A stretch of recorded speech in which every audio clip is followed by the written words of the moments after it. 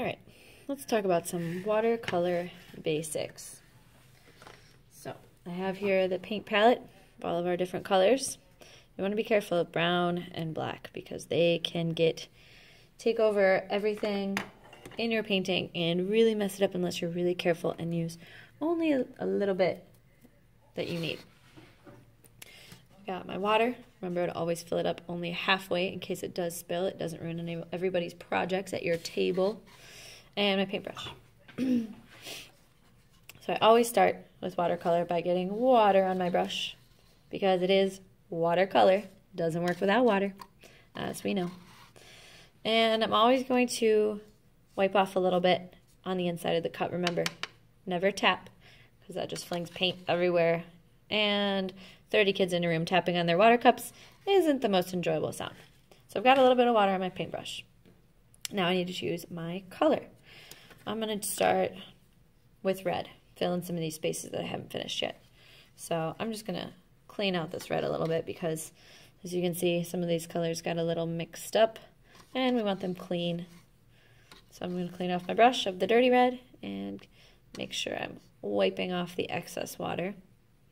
And I'm going to gently swirl my brush around in the red paint to get it on my brush. I'm never, ever, ever digging my brush in that paint because we don't paint with the metal part. We paint with the bristles, the little hairs on the end. So when it's full of paint, I can then carefully, gently paint with the bristly part of my brush in between my lines. And the more gentle I am with my paintbrush, the skinnier the lines will be because less of the brush is touching. So if I go super gentle like this, notice how thin that line is compared to if I press down harder with my brush, how thick the line gets. So I'm going to keep that in mind and carefully paint each of my sections.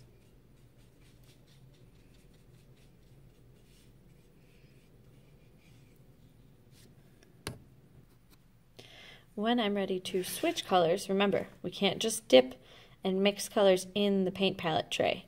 We need to always rinse our brush in the water cup, brush off any excess water, then we can get our next color. Swirling around gently, and then painting it on. If I use too much water, and I go like this to my paper, it'll start dripping. If it looks like your paint might drip, you're probably using too much water. So try not to get any more water in that paint. If it's really light colored, or if your red looks pink because it's lighter, or how my orange is going right now, it's either because you're using too much water or you don't really have enough paint. The more of a color you have on your brush, the darker and brighter of a color, the deeper the color will be. So notice as I'm running out of paint, my orange is getting a lot lighter. Now you can use this to your advantage, or you can just use it as a way to tell yourself that you need to get more paint.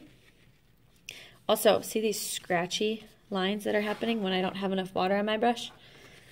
That means I need to get more water and probably more paint. So since my paint is pretty dry, it's kind of sticky feeling when I touch it with my brush, I'm going to make sure I get a little more water on my brush to add to that orange to make it a nice watercolor consistency. See how it's nice and shiny, nice and wet now? That's how you know it's right. Remember that when our paint starts to run out, it's still there on the sides. You just need to swirl your brush around on the outside and you'll still get plenty of that paint on your brush to paint your picture. If there's still paint there, we need to use it down to the last drop. Only when that little oval is completely empty, no paint on the sides, are you allowed to get new paint. So I'm going to carefully keep going on with my sky, making sure I'm not mixing colors, painting carefully, and getting all of my white spaces covered. You notice over here my sky's a little gray. That's because I was using dirty water. So make sure that if your water gets really, really opaque, which means that we can't really see through it, like how you're starting not to see my brush at the bottom. If it gets super, super dark like that, mine's not really ready to be changed, but you may change your water. Make sure that you fill it up only to the halfway point though, or you ask the teacher for help.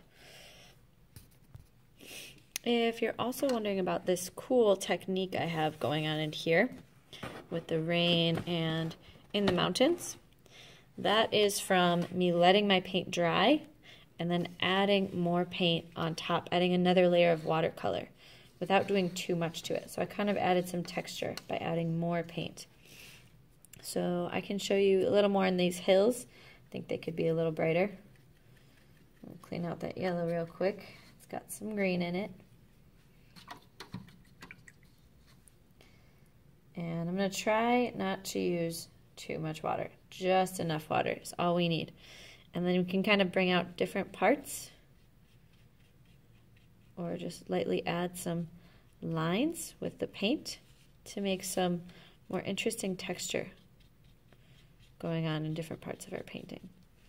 So I'm just doing a little bit. I'm not repainting the whole section, so I would just kind of make it look the same.